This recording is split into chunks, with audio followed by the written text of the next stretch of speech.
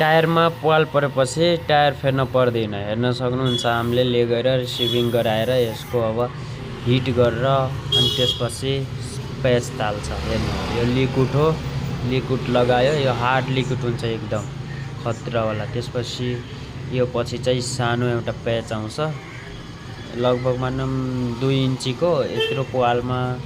अनि यस्तो घुप्टाएर मोरेर त्यसमा छिराइदिने। त्यसपछि चाहिँ अर्को ठुलोवाला पेच आउँछ, ठुलोवाला पेच चाहिँ ले गएर त्यसमाथि अनि टालेर माथिबाट रोलर चलाउनु पर्छ। यसरी फेरेपछि फेर्न पर्दैन के, यसरी सानो स्टिकर एउटा तालिदिने, ठुलोवाला भयो यो। त्यसपछि रोलिङ गरिदिने 2-3 मिनट, एकदम दामी हुन्छ। न निस्किने डर न पर्किने डर।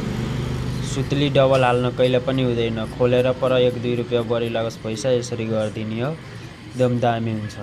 हजुरहरूले सपोर्ट गर्नु, लाइक गर्नु, सब्सक्राइब गर्नु। अग्लो भिडियोमा आउँला हामी।